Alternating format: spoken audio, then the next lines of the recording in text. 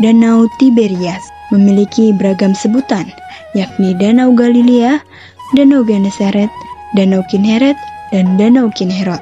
Ini adalah danau air tawar terbesar di Palestina. Dilihat dari struktur geografisnya, Danau Tiberias diapit oleh dua negara Muslim, yakni Palestina dan Suriah. Namun secara politis dikuasai oleh Israel. Panjang danau ini 21 km dan memiliki lebar 7 mm. Letaknya sekitar 212 meter di bawah permukaan laut dan menerima sebagian besar aliran masuknya dari Sungai Yordan.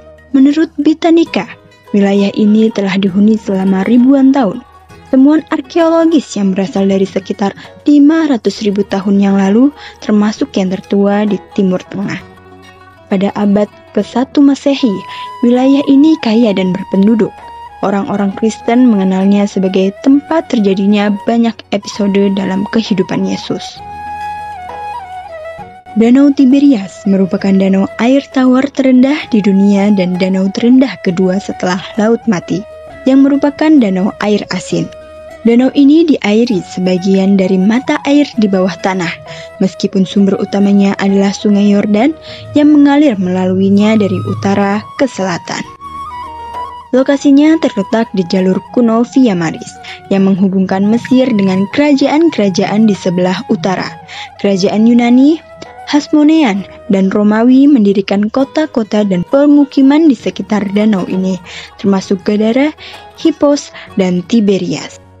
Sejarawan abad pertama Flavius Josephus menulis tentang wilayah ini dengan kutipan, "Orang dapat mengatakan tempat ini ambisi alam."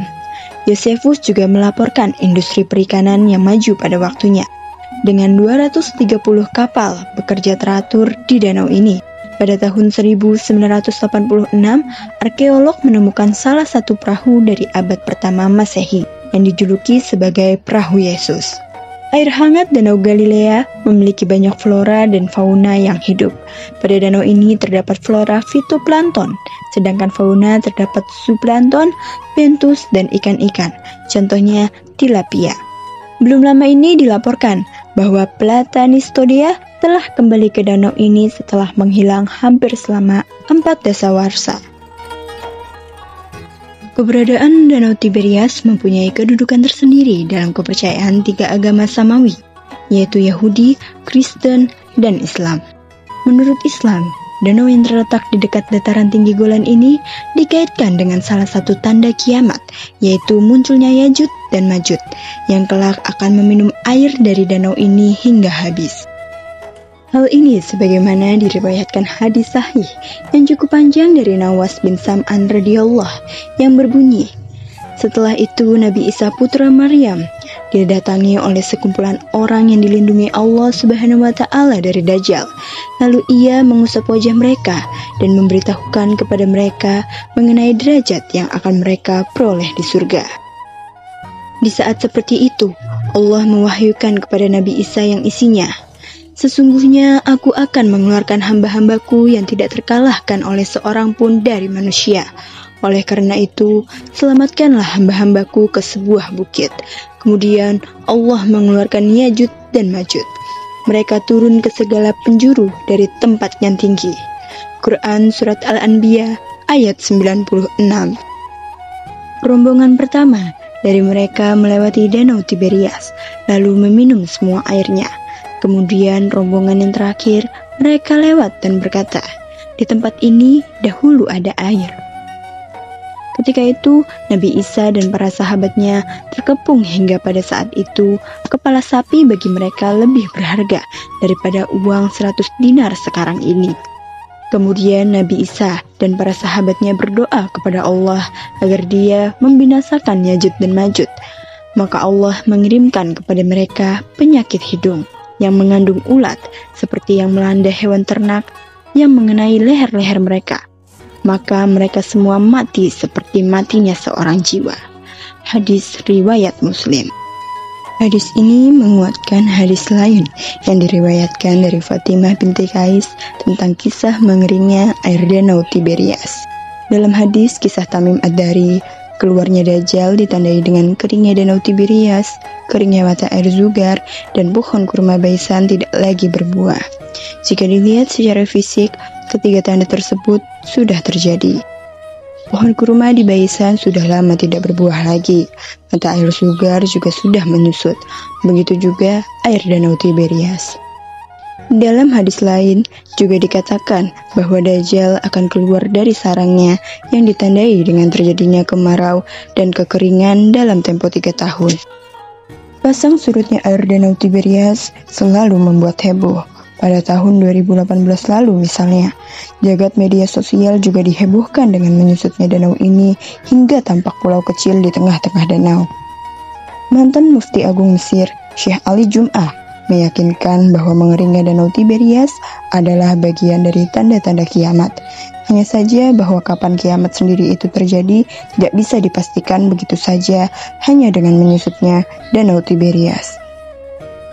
Mengutip pendapat Imam Muslim bahwa sejatinya peristiwa itu terjadi justru ketika Dajjal dan Ya'juj-Ma'juj keluar kelak pada akhir zaman, tidak pada waktu sekarang. Pada tahun lalu, Israel dilaporkan mengisi ulang Danau Tiberias yang mengering. Menurut laporan Reuters, Israel berusaha melakukan isi ulang danau dengan air laut yang sudah dibuat tawar. Laut Galilea, yang perairannya diyakini umat Kristiani sebagai tempat Yesus berjalan, merupakan perairan utama Israel dan daya tarik wisata yang besar. Setelah gelombang panas atau hujan lebat, ketinggian danau menjadi berita nasional. Alarm berbunyi secara teratur dalam dekade terakhir ini menyusul kekeringan yang berkepanjangan dan surutnya garis pantai.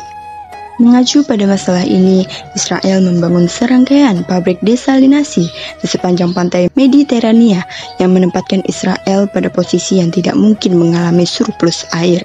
Sebuah titik terang di wilayah gersang yang sangat rentan terhadap perubahan iklim.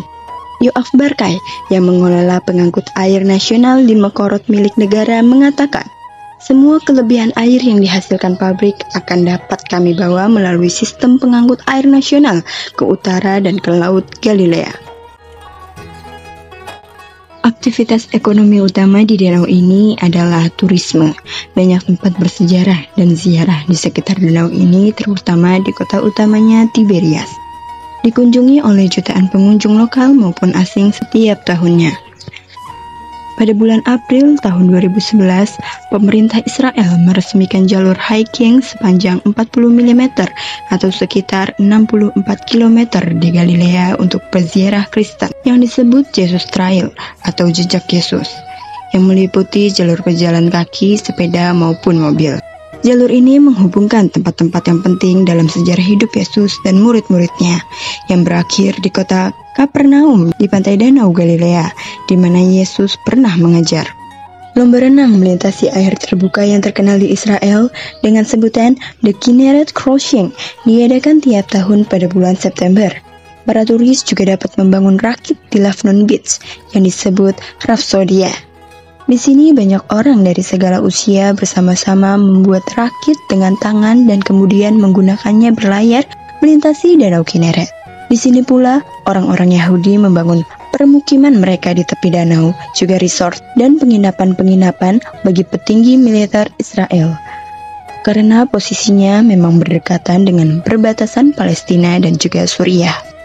Mereka melengkapi kawasan ini dengan bermacam-macam fasilitas maksiat untuk bersenang-senang, sehingga dikenal sebagai tempat berselingkuh para prajurit serta pejabat militer Israel.